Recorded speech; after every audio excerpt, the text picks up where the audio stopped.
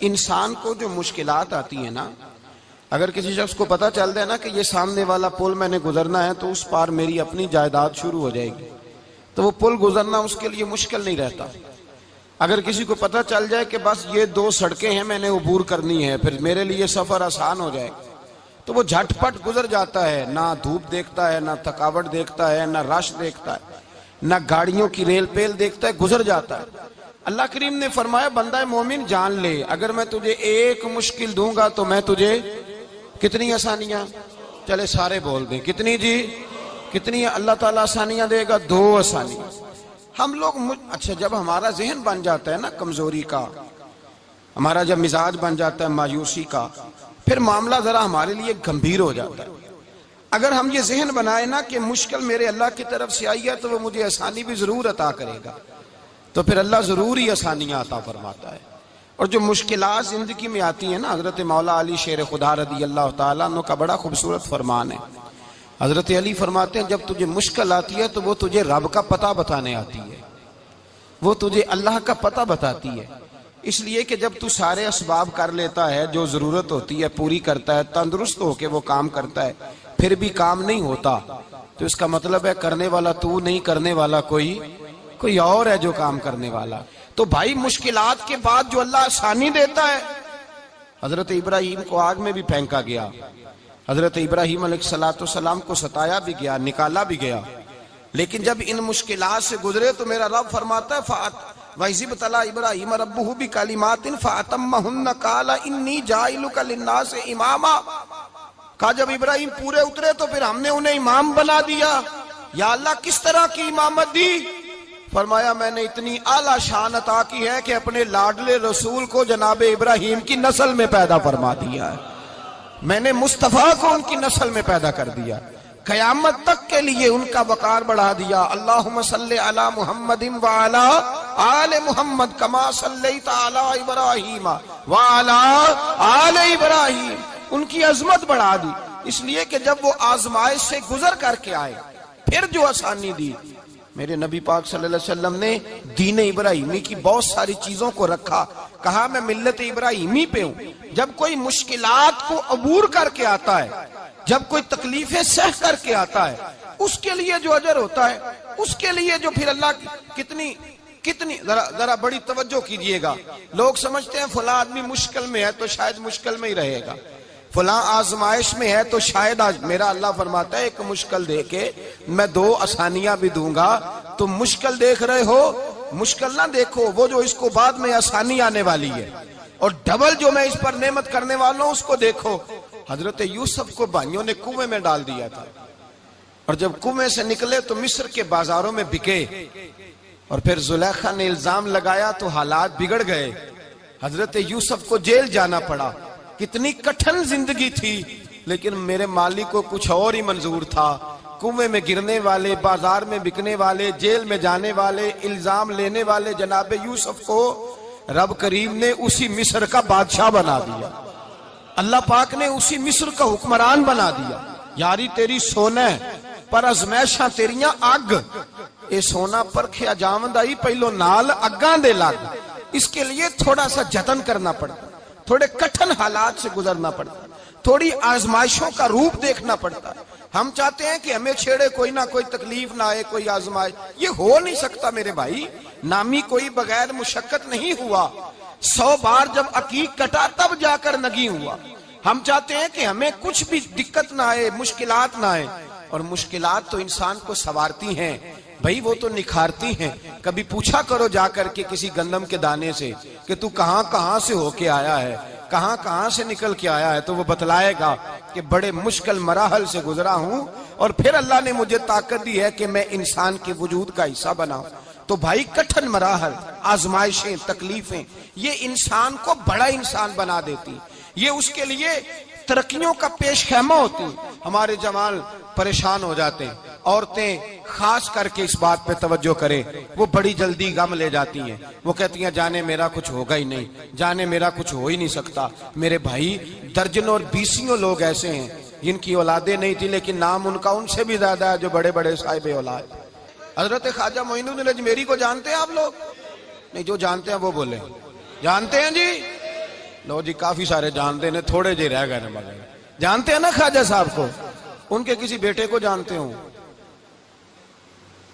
نہیں جانتے، نہیں جانتے، نہیں جانتے آپ ان کے بیٹے کو۔ حضرت خواجہ معین الدین اجمیری رحمت اللہ تعالیٰ علیہ کے بیٹے کو نہیں جانتے، لیکن ویسے آپ ہندوستان میں کسی آدمی کو چھیڑ کے دیکھیں وہ کہے گا میں خواجہ صاحب کا روحانی بیٹا ہوں۔ میرے بھائی یہاں لوگ پریشان ہو جاتے ہیں کہ اولاد ہوگی تو یہ ہوگا، فلاں ہوگا تو یہ ہوگا۔ بھائی ایسی کوئی بات نہیں، میرے پاس پیسے ہوتے تو میرا ابا بیماری سے فوت نہ ہوتا۔ جو مالدار ہوتے ہیں تو کیا وہ بچ جاتے ہیں؟ حضرت اسرائیل انہیں چھوڑ جاتے ہیں؟ او خدا کے بندے تو کیسی بات کر رہا ہے؟ یاد رکھ، یہ جو آزمائشیں ہوتی ہیں، یہ جو تکلیفیں ہوتی ہیں، یہ جو تھوڑے سے مشکل حالات ہوتے ہیں۔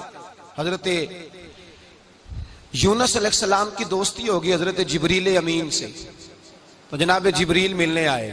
حضرت یونس علیہ السلام فرمانے لگے جبریل میرا دل کرتا ہے مجھے اس بندے کی ملاقات کرا جو اللہ کا سب سے زیادہ عبادت گزار بندہ ہے۔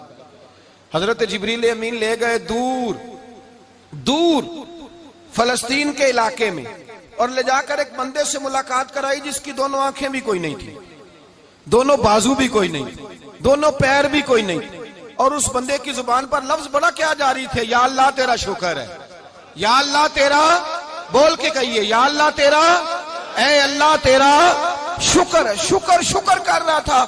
حضرت جناب سیدنا یونس علیہ السلام کہنے لگے میں نے تجھے عبادت گزار کو ملانے کو کہا تھا، تو کہاں لے آیا؟ تو حضرت جبریل کہنے لگے یا یونس، یہ ہر چیز جانے کے باوجود اپنے رب کی رضا پہ راضی ہے۔ اس وقت دنیا میں نبیوں کے بعد جس سے اللہ سب سے زیادہ پیار کر رہا ہے وہ یہی بندہ ہے، یہ اپنے رب کی رضا پہ راضی ہے۔ مانا کہ جب اس حال میں راضی ہے تو بس ٹھیک ہو گیا، ٹھیک ہو گیا۔ وصل اچھا ہے نہ فراق اچھا ہے، بس جس حال میں محبوب رکھے وہی حال اچھا ہے۔ بس جس حال میں انہوں نے رکھا بات ٹھیک ہو گئی۔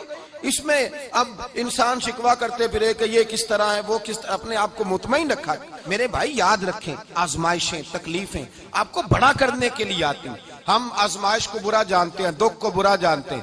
دکھ تو بڑے پیارے ہوتے ہیں، یہ رونے کا سلیقہ سکھاتے ہیں، یہ اللہ کو منانے کا طریقہ سکھاتے ہیں، یہ مسجد میں جانے کا۔ وہ جو سکھی بندہ ہے نا سکھی، مجھے ایک صاحب کہنے لگے دو قسم کے لوگ مدینے سے آتے ہیں، مدینہ شریف پوچھنے لگے، کہنے لگے حضرت جی دو قسم کے بندے ہیں، کچھ واپس جاتے ہوئے تڑپ رہے ہیں، کچھ تصویریں کھینچ رہے ہیں رخصتی کے وقت، فرق کیا ہے؟ تو میں نے کہا وہ جو تصویریں کھینچ رہا ہے وہ امیر آدمی ہے، اسے پتا ہے کہ میں پھر ٹکٹ لے لوں گا مہینے کے بعد پھر آ جاؤں گا، اور یہ مدینہ چھوڑتے ہوئے تڑپ رہا ہے یہ کوئی غریب ہے، یہ کہہ رہا ہے پتہ نہیں دوبارہ موقع ملے کہ نہ ملے، یہ دکھی ہے۔ یہ آزمائش میں دکھی سکھی بندہ تو مکے جا کے نہیں روتا، وہاں بھی کھڑا ہے ڈٹ کے کھڑا، دکھی کوئی نہیں تو روئے کیسے؟ جب آپ کو اللہ مشکل دیتا ہے تو سمجھ لیں رب آسانی دینا چاہ رہا ہے، جب تیز دھوپ آتی ہے تو سمجھ لیں اللہ گرم ہوا گزار کے ٹھنڈی بارش برسانا چاہ رہا ہے، اور جب چاروں طرف سے گھٹن ہو، پنجابی میں کہتے ہیں گمہ لگ جائے، تو پھر سارے بول کے کہتے ہیں اب جو طوفان آئے گا وہ سخت ہی آئے گا۔ اس لیے کہ گھٹن جتنی زیادہ ہوتی ہے پھر فضل بھی اتنا۔ جن لوگوں نے تکلیفیں زیادہ سہی تھی رب نے عزتیں بھی زیادہ ہی عطا فرمائی، جن لوگوں نے تکلیفیں زیادہ سہی نا انہیں اللہ نے درجہ بھی۔ حضرت بلال حبشی نے بڑی تکلیف سہی، مارا کرتا تھا امیہ، بڑا مارتے تھے، اتنا مارتے تھے کہ موٹے، آپ نے کبھی دیکھے ہیں دیہاتوں میں موٹے موٹے پائے ہوتے تھے چار پائیوں کے، موٹے موٹے بان کی چار پائیاں اور بڑی چار پائیاں کافر بچھا کے بیٹھ جاتے، اور حضرت بلال حبشی کے پیر ان کے نیچے رکھ دیتے، ہاتھ ان کے نیچے رکھ دیتے، آگ لوہا گرم کر کے اس کے اوپر ننگے بدن لٹا دیتے۔ مکے نے بڑی آزمائشیں دیکھی، پھر اسی مکے نے مدینے نے عجیب رنگ دیکھا کہ میرے نبی معراج سے واپس آئے، اور حضور نے عظمت دی، فرمایا بلال یار تیرا بڑا مقام ہے، تو مدینے میں چل رہا تھا اور میں جنت میں تیرے قدموں کی آواز سن رہا تھا۔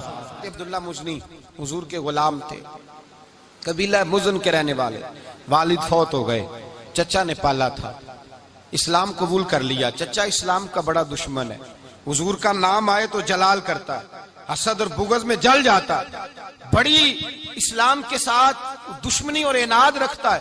حضرت عبداللہ کہتے ہیں پہلے تو میں عشق رسالت کو دباتا رہا، پھر یہ چنگاری شعلہ بن گئی، پھر کہ یہ ہلکا سا جذبہ سمندر اور صحرا کا روپ دھار گیا، فرماتے ہیں ماں تھی اور میں تھا، میں گیا جا کے چچا سے کہا میں نہیں رہ سکتا، کہاں جائے گا؟ تو میں نے دھیمے لہجے میں کہا میں مدینے جاؤں گا، اب میں رسول اللہ کے مدینے جاؤں گا، اب میرا گزارا نہیں ہوتا، اب میں جاؤں گا۔ کہتے ہیں چچا کہنے لگا اچھا تو وہاں جائے گا؟ تجھے میں نے پالا، میں نے پوسا، وہ مکان میں نے تجھے بنا کے دیا، تیری جیب میں جو پیسے ہیں میرے دیے ہوئے ہیں۔ کہتے ہیں میں نے کہا چچا میں سارا کچھ سوچ کے آیا ہوں، مکان بھی تو رکھ لے، پیسے بھی رکھ لے۔ کہتے ہیں اس نے ہر چیز رکھوا لی۔ جب پلٹنے لگا تو چچا کہنے لگا جو کپڑے تو نے پہنے ہیں یہ بھی میں نے خرید کے دیے تھے۔ حضرت عبداللہ فرماتے ہیں میں نے وہ کپڑے بھی اتار کے دیے، برہنہ حالت میں میں ماں کے پاس گیا اور میں نے کہا اماں میں پہلے بھی تو ننگا پیدا ہوا تھا، تو نے ہی کپڑے پہنائے تھے، میرا پھر بدن ننگا ہو گیا ہے، کپڑے دے دے۔ کہتے ہیں 2 بیویوں والے کپڑے اماں نے دیے، ایک میں نے تامت باندھ لی، دوسرا اوڑھ لیا اور مدینے پہنچا۔ کہتے ہیں جب میں ٹھنڈی رات مدینے پہنچا تو کالے رنگ کے حبشی غلام حضرت بلال دودھ کا پیالہ لیے کھڑے تھے، ہاتھ میں کھجوریں تھی، کمبل تھا، کہنے لگے آجا آجا۔ مصطفیٰ نے فرمایا تھا قبیلہ مزن سے میرا غلام آ رہا ہے، میں ساری رات سے تیرا انتظار کر رہا ہوں۔ حضرت جناب سیدنا عبداللہ رضی اللہ تعالیٰ عنہ فرماتے ہیں میری مشکل آسان ہوئی، فرماتے ہیں مجھے مدینے میں اعزاز مل گیا، مجھے عزت مل گئی، ہر آدمی میری قدر کرنے لگا۔ گویا بزرگ کہتے ہیں کہ حضرت عبداللہ دعا کرنے لگے کہ اے اللہ تو نے مجھے بڑی شان دی ہے مصطفیٰ کی گود میں، اگر اسی رحمت کے چھاؤں میں پردہ کر جاؤں تو میری بات بن جائے گی۔ حضرت عبداللہ کا وصال بھی رسول اللہ کی گود میں ہی ہو گیا، گود میں، نہ کوئی رشتہ دار، نہ کوئی تعلق دار، نہ کوئی ہمسایہ اپنا، نہ کوئی چچا، نہ کوئی ماموں، شہر میں تنہا اسی کسے دے کچھ نہیں جے لگ دے تے نہ کوئی ساڈا دردی، تنہائی۔ جنازہ اٹھا تو اٹھانے والے کون ہیں؟ ابو بکر صدیق، فاروق اعظم، عثمان غنی، مولا علی، حسنین کریمین جنازے میں شامل۔ میرے رسول پاک صلی اللہ علیہ وسلم نے جنازہ پڑھایا، دیکھو مشکل کاٹی تھی تو آسانی کا رنگ دیکھو، آسانی کا انداز دیکھو۔ حضرت سیدنا ابو دردہ رضی اللہ تعالیٰ عنہ ارشاد فرماتے ہیں مدینے میں رواج تھا کہ جب قبر میں اتارنے لگتے تھے تو قریبی رشتہ دار اتارا کرتے تھے، پر عبداللہ کا تو رشتہ دار ہی کوئی نہیں تھا مدینے میں، کون اتارے؟ فرمایا جب قبر میں اترنے لگے تو حضرت ابو بکر صدیق اور حضرت عمر فاروق اتر گئے کہ ہم قبر میں اتارتے ہیں۔ رسول اللہ نے فرمایا تم باہر نکلو، تم کیوں قبر میں گئے ہو، باہر آؤ۔ کہتے ہیں ہم باہر آئے تو اللہ کے رسول اندر گئے، فرمایا کون کہتا ہے اس کا کوئی نہیں، میں جو موجود ہوں، کون کہتا ہے کوئی نہیں؟ فرمایا رکھو میرے ہاتھوں پہ۔ کہتے ہیں حضور کے دست مبارک پہ رکھا اور باہر کھڑے ہم رشک کرنے لگے کہ واہ اللہ تیرا آسانی دینے کا رنگ، آسانی۔ اس نے مشکل برداشت کی تو رب نے مصطفیٰ کے قدموں میں آسانیاں عطا فرمائی، پسے اور حضور نے قبر میں رکھا، نبی پاک نے۔ حضرت جناب سیدنا علی المرتضی شیر خدا کرم اللہ تعالی وجہ الکریم کی والدہ حضرت فاطمہ بنت اسد رضی اللہ تعالی عنہ، حضرت علی کی والدہ، بڑا پیار کیا میرے نبی پاک کے ساتھ، حضور ان کے گھر میں رہے، ان کے گھر میں پرورش پائی۔ حضرت علی کہتے ہیں میری اماں پہلے رسول اللہ کا خیال رکھتی، غربتوں کے زمانے میں نبی پاک کا ساتھ دیا، مکہ مخالفت کرتا تو جناب فاطمہ حضور کا خیال رکھتی۔ فاطمہ بنت اسد بڑا پیار کیا، بڑی محبت کی مولا علی کی والدہ نے، ہر دکھ ہر تکلیف کاٹی، لیکن رسول کائنات صلی اللہ تعالی علیہ وسلم کا ساتھ نہ چھوڑا۔ اور یہاں تک روایات میں ملتا ہے کہ جناب فاطمہ الزہرا جب بیعہ کے ان کے گھر گئیں تو باہر سے سودا لا کے دیتی، حضرت فاطمہ سے بڑا پیار کرتی، بڑی محبت، مشکلات میں ساتھ دیا۔ جب وصال ہوا تو فرماتے کوہرام مچ گیا مدینے میں، لوگ منتیں کرتے تھے کہ حضور کا ایک بال مل جائے تو قبر میں بخشش کا سامان ہو جائے گا۔ رسول پاک نے فرمایا جب جناب علی کی والدہ کو غسل دے لو تو کفن پہنانے سے پہلے میرے پاس آنا۔ کہتے ہیں جب غسل دے لیا تو عرض کی حضور غسل ہو رہا ہے، کفن کا کیا کرنا ہے؟ حضور اندر گئے، قمیض بدلی اور جو کرتا پہنا ہوا تھا اتار کے دیا، فرمایا وہ علی کی ماں نہیں میری ماں ہے، اس نے میرے لیے بڑی تکلیفیں سہی ہیں، بڑی مشکل دیکھی ہے، فرمایا اس طرح کرو میرے کرتے میں اسے کفن دو۔ حضور نے جنازہ پڑھایا، اپنے کرتا لباس مبارک میں کفن دلایا، پھر جب وہ دفن ہوئی تو حضور قبر پہ کھڑے ہوئے، کھڑے ہو کے فرمایا اے اللہ اپنے سارے نبیوں کے وسیلے سے اور میرے وسیلے سے میری اماں کی بخشی فرما دے۔ پھر جو آسانیاں ملی ان لوگوں کو تو ان کی قبروں تک آسانیاں ملی، پھر ان کو قیامت تک کے لیے آسانیاں ملی جنہوں نے مشکلات کو دیکھا۔